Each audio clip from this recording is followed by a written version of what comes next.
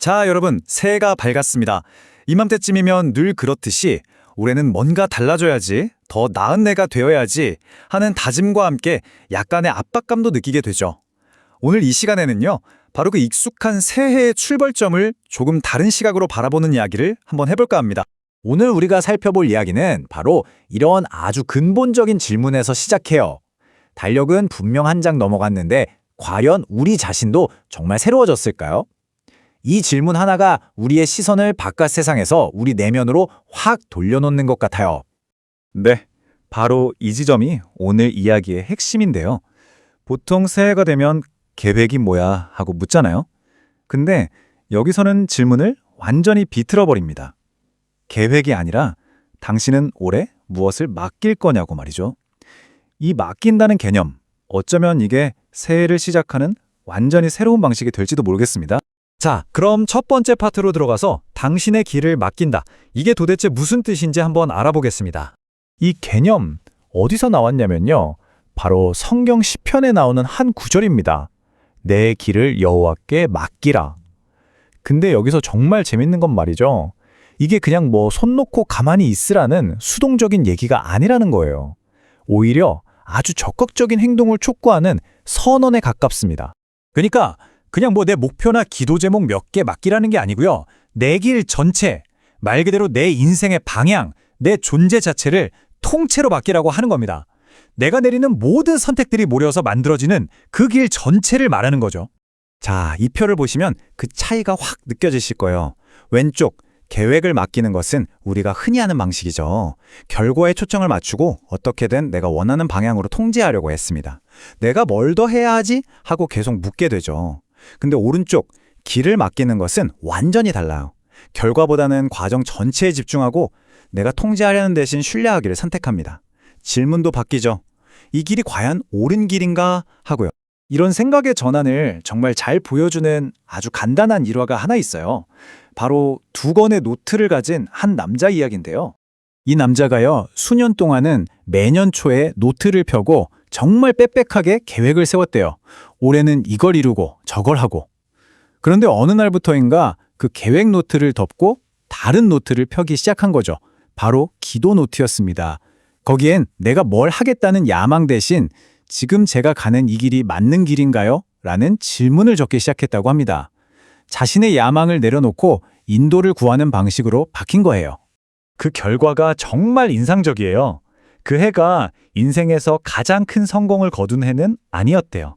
하지만 가장 깊은 평안을 느낀 한 해였다고 합니다. 여기서 우리가 생각해 볼 점이 있죠. 맡김의 보상이 꼭 우리가 생각하는 그런 물질적인 성공이나 성취가 아닐 수도 있다는 거예요. 자, 근데 길을 맡긴다고 하니까 그거 그냥 다 포기하라는 소리 아냐? 이렇게 생각하시는 분들 분명히 계실 거예요. 맞아요. 많은 분들이 이 지점에서 오해를 하시죠. 하지만 이건 체념이나 포기랑은 완전히 다른 이야기입니다. 여기서 말하는 맡김은요, 아무것도 안 하는 게 아니에요. 오히려 내가 할 수 있는 건 정말 최선을 다해서 다 하고 그 다음에 그 결과만큼은 내 손을 떠나보내는 아주 적극적인 신뢰의 행위인 거죠. 과정에 대한 책임은 다 하지만 결과에 대한 집착은 내려놓는 것. 그게 바로 핵심입니다. 이 개념을 아주 실감나게 보여주는 이야기가 또 하나 있습니다. 한번 상상해 보세요. 어떤 등반가가 꽁꽁 얼어붙은 절벽에서 밧줄 하나에 간신히 매달려 있는 거예요.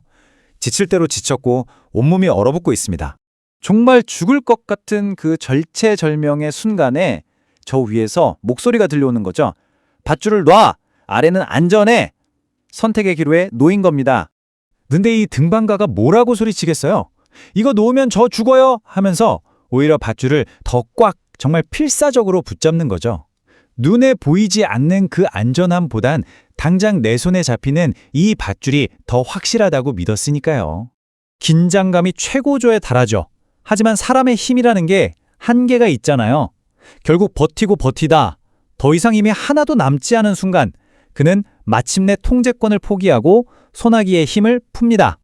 그런데 놀랍게도 그는 불과 몇 미터 아래에 있던 푹신한 눈더미 위로 안전하게 착지합니다. 이 이야기가 뭘 말해줄까요? 그가 죽을 만큼 두려워했던 그 추락이 사실은 구원이었다는 거죠.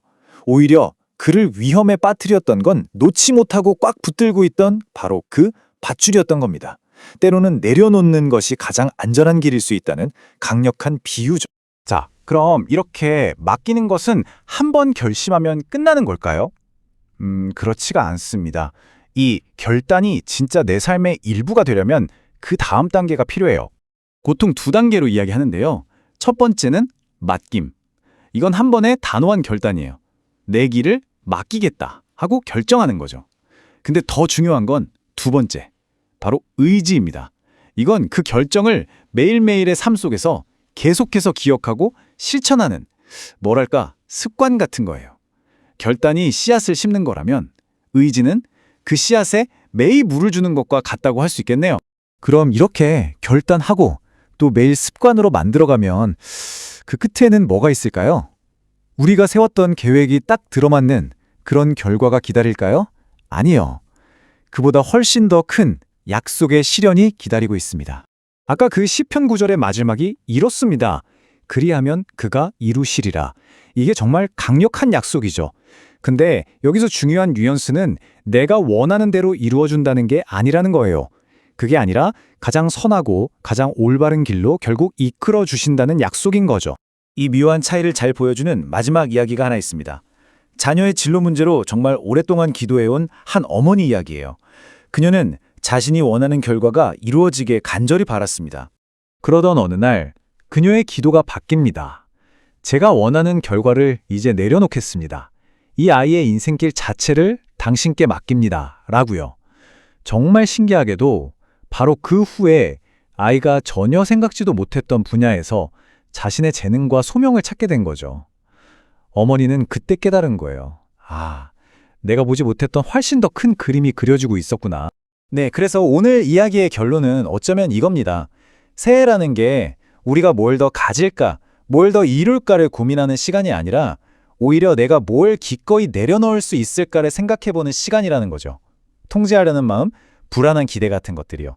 마지막으로 여러분께 이 질문을 던지고 싶습니다.